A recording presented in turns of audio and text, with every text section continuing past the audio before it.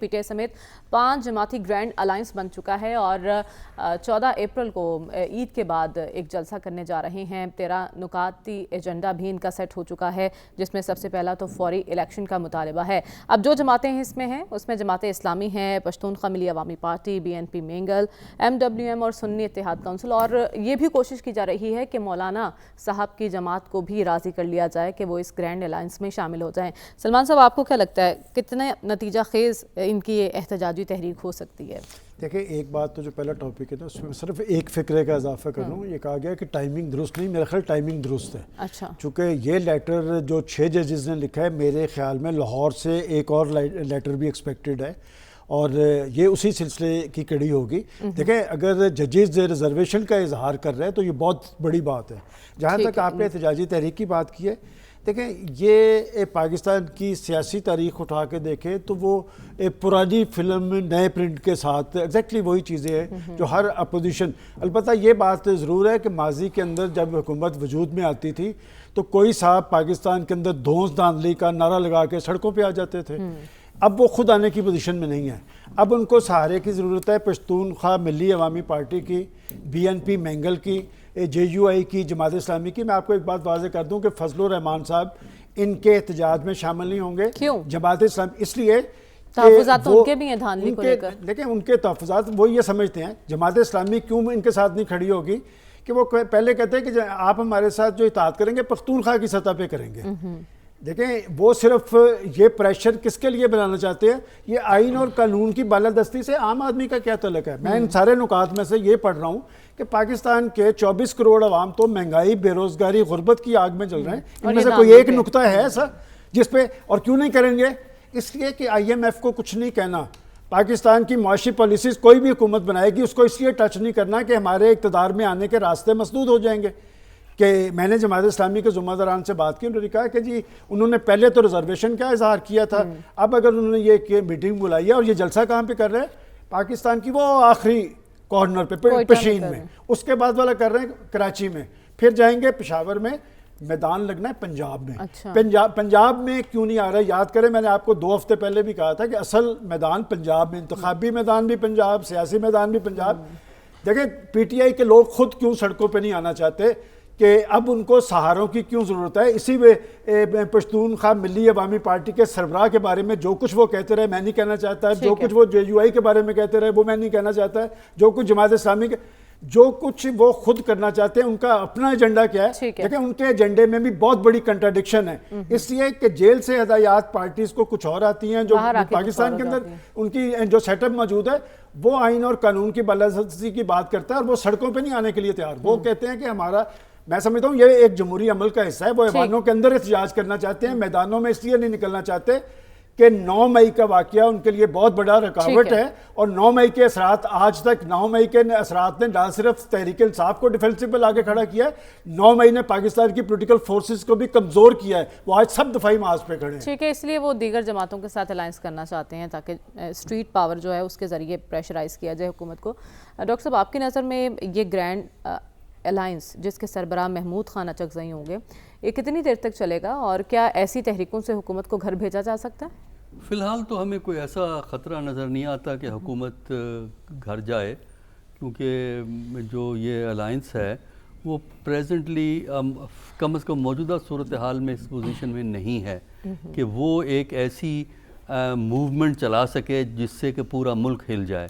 دیکھیے، حکومت کو اگر آپ نے گرانا ہے تو اس کے لیے ایک نیشن وائڈ موومنٹ چاہیے، اور نیشن وائڈ موومنٹ اس لیے نہیں چل سکتی کہ سیاسی لیڈران چاہے اپنی جگہ درست ہوں، الیکشن پہ جو شکایات ہیں وہ اپنی جگہ درست ہوں ان کی، لیکن سوال یہ پیدا ہوتا ہے کہ عام آدمی کیوں اس موومنٹ میں آئے؟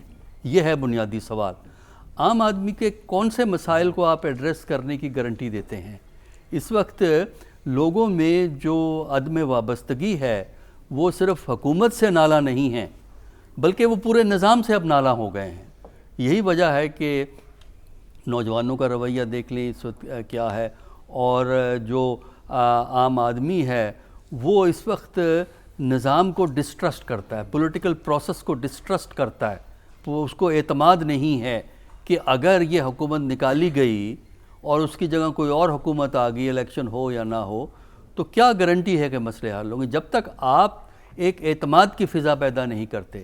دوسرا یہ ہے کہ عام آدمی جو ہے عام طور پہ ہم نے دیکھا ہے پاکستان میں اگر آپ ہسٹری کو دیکھیں وہ کمپرومائز کرنے کو تیار ہو جاتا ہے کہ کسی مصلحت کی بنیاد پہ وہ کمپرومائز کرتا ہے کہ شاید اس کو تھوڑی بہت مدد مل جائے گی, اس کا گزارا ہو جائے گا. وہ اپنے گزارے کا راستہ ڈھونڈتا ہے, حکومت سے ٹکرانے کا راستہ نہیں ڈھونڈتا ہے. تو اس سٹیج پہ میرا خیال یہ ہے کہ حکومت سے ٹکرانے کی پالیسی پہ عوامی سپورٹ حاصل نہیں ہوگی. ہاں وقت گزرنے دیں, 4-6 مہینے میں اگر اس حکومت کی پرفارمنس نہیں ہے اور اگر یہ حکومت لوگوں کے مسائل کو حل نہیں کر سکتی, پھر ایک سچویشن ارائز ہوگی کہ آپ کچھ چیلنج کریں. آپ کی نظر میں یہ ابھی درست ٹائمنگ نہیں ہے, لیکن ایک سوال یہ بھی ہے کہ پی ٹی آئی ان جماعتوں کے ساتھ احتجاج کس ایجنڈے پر کرنا چاہتی ہے؟ کیا وہ بانی پی ٹی آئی کے لیے ریلیف چاہتی ہے یا قومی ایشوز کے معاملے پر وہ احتجاج کرنا چاہتی ہے؟ بھٹی صاحب کیا لگتا ہے آپ کو, یہ جماعتیں ساتھ چل سکتی ہیں مل کر حکومت کو گھر بھیجنے کے ایجنڈے پر؟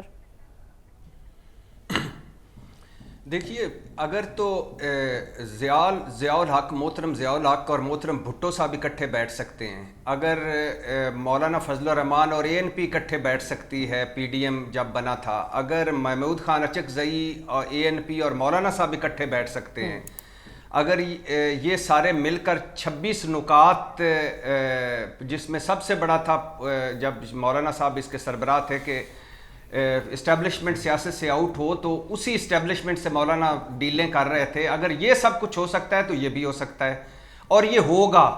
اس کی وجہ یہ کہ پہلے مرحلے میں 5 جماعتیں ہیں, دوسرے مرحلے میں 12 جماعتیں اکٹھی ہوں گی اور مولانا صاحب تقریباً 90% راضی ہو چکے ہیں اور محمود خان اچکزئی صاحب انہیں راضی کر چکے ہیں. اچھا, اب صورتحال کیا ہے؟ اگر آپ یہ کہتی ہیں کہ اس احتجاج یا اس احتجاجی تحریک کا نتیجہ یہ ہے کہ حکومت گرائی جائے, حکومت گھر بھجوائی جائے, تو میں تو اس کے حق میں نہیں ہوں. احتجاجوں سے, مظاہروں سے, سڑکوں پر آ کر حکومت کو گھر بھجوانا کسی طور پر ٹھیک نہیں ہے اور نہ بھجوانی چاہیے اور نہ کوئی ایسا کرنا چاہیے کہ سڑکیں اور ملک بند کر کے پہیہ جام کر کے حکومت کو گھر بھجوائیں. لیکن اگر آپ کا نتیجہ خیزی سے یہ مراد ہے کہ یہ حکومت کو دباؤ میں رکھیں گے تو بالکل ہوگی نتیجہ خیزی. اپوزیشن اکٹھی ہو جائے گی, بالکل ہوگی. احتجاج اور پرامن احتجاج تو حق ہے ہر کسی کا اور ہونا چاہیے. اب اس حکومت کو خطرہ اپوزیشن سے نہیں ہے, اس حکومت کو حکومت سے خطرہ ہے. یہ حکومت اپنے وزن پر کھڑی ہی نہیں ہو پا رہی. یہ ایک نااہل حکومت ہے, نالائق حکومت ہے اور اس کو بہت سارے مسائل کا سامنا ہے. کیا پہلا مسئلہ ہے جی ساکھ کا مسئلہ, کہ یہ مشکوک مینڈیٹ والی حکومت ہے, اخلاقی برتری لیس حکومت ہے. دوسرا مسئلہ ہے جی مسلم لیگ نون کے اندر اختلافات. تیسرا مسئلہ ہے حکومت میں اختلافات, محسن سپیڈ اور شہباز سپیڈ. چوتھا مسئلہ ہے جی حکومتی اتحادیوں میں اختلافات, پیپلز پارٹی اور مسلم لیگ. پانچواں مسئلہ ہے مہنگائی, بے روزگاری, غربت. چھٹا مسئلہ ہے بدترین معاشی بحران ہے, بدترین سیاسی بحران ہے اور دہشت گردی کی نئی لہر ہے اور حکومت کے پلے کچھ نہیں ہے. ٹھیک ہے, یہ حکومت انشورنس پالیسی ہے اپوزیشن کی, بیمہ پالیسی ہے اس اپوزیشن کی.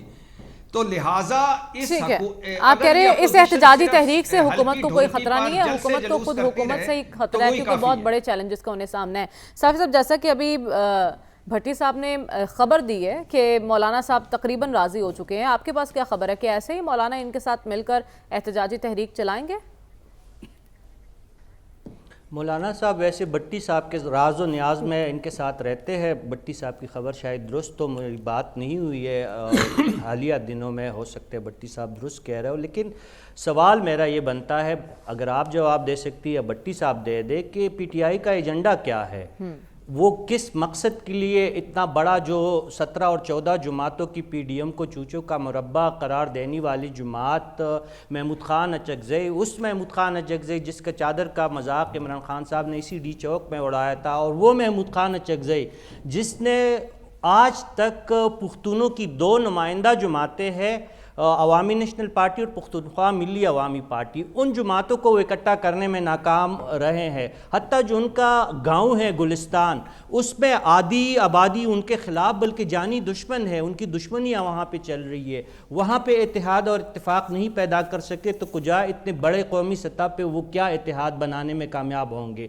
رہی بات پی ٹی آئی کی, تو انہوں نے تو وہ جو ایک شعر ہے, ہم نے واعظ سے بگاڑی ہے نساقی سے کبھی, دن کو مسجد میں رہے رات کو میں خانے میں. وہاں تو پی ٹی آئی کی حکومت کور کمانڈر ہاؤس لاہور جنالے والوں پہ جن پہ الزام ہے, وہ اپنی کابینہ سمیت وزیر اعلیٰ خیبر پختونخوا تو جا کے کور کمانڈر پشاور میں بیٹھ گئے ہیں.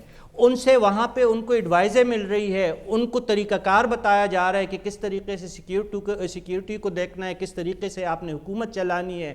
وہ تو وہاں سے ایڈوائز لے رہے ہیں, عوام کو بتایا ایک جا رہا ہے اور وہاں پہ کیا ایک جا رہا ہے. سٹیج پہ جب علی امین گنڈاپور, جس کو ایاز امیر صاحب جو ہمارے بڑے معزز ساتھی یہاں پہ ہوا کرتے تھے, وہ بڑے بالوں والا کہا کرتے تھے, وہ بڑے بالوں والے باہر بڑھ کے مارتے ہیں, اندر جا کے ابھی بیرسٹر سیف صاحب کہہ رہے کہ ہم نے اسلامی روایات کے تحت جو ہے کور کمانڈر پشاور ہاؤس میں افطاری کی دعوت قبول کر دی.